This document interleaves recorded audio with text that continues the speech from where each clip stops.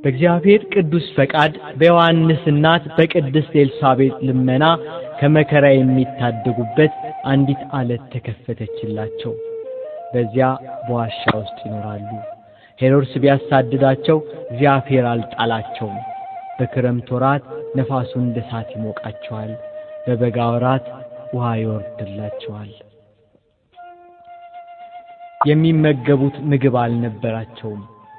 ቅድስት ኤልሳቤጥ ለልጇ ለዮሐንስ አንቦጣ የሚባል ቅጠል ደቁሰው ጨው ነስንሰው ይበሉ ነበር። ለብስራት የተላከ ቅዱስ ገብርኤል ዮሐንስ ሳይወለድ ለዘካርያስ የወይን ጠጅና የሚያሰክር መጠጥ አይጠጣም ብሎ እንደነገረው ምግቡና መጠጡ አንቦጣና የበረሃ ማር ሆኖ አደገ።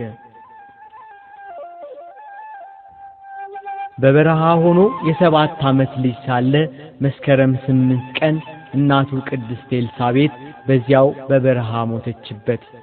ቅዱስ ዮሐንስ በእናቱ ሥጋ አጠገብ ተቀምጦ ያለቅስ ነበር።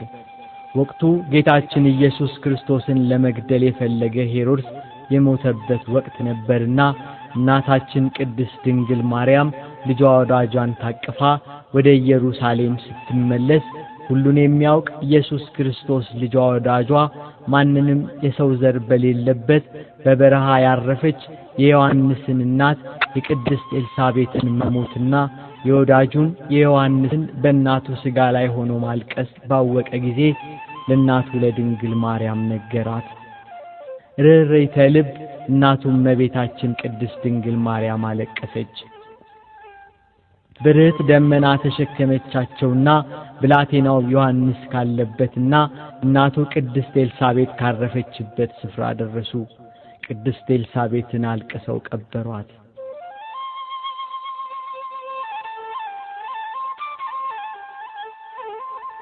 ቅዱስ ዮሐንስን በበረሃ ትተው ወደ ናዝሬት ተመለሱ። የሕፃኑን ነፍስ የሚሹት ሞተዋልና ተመለሱ ስላላቸው የእግዚአብሔር መልአክ። እናታችን ቅድስት ድንግል ማርያም ዮሐንስን በበረሃ ጥላ መሄድን ግን አልፈለገችም ነበር። አራዊት እንዳይበላው ከእነርሱ ጋር እንዲሆን አስባ ነበር። ልጇ ወዳጇ ኢየሱስ ክርስቶስ ግን ለእስራኤል እስኪገለጥ ድረስ በበረሃ ይኖር ዘንድ የአባቴ ፈቃድ ነውና በአራዊት ፈንታ መላእክት ከእርሱ ጋር ስለሚኖሩ አትስጊ አላት።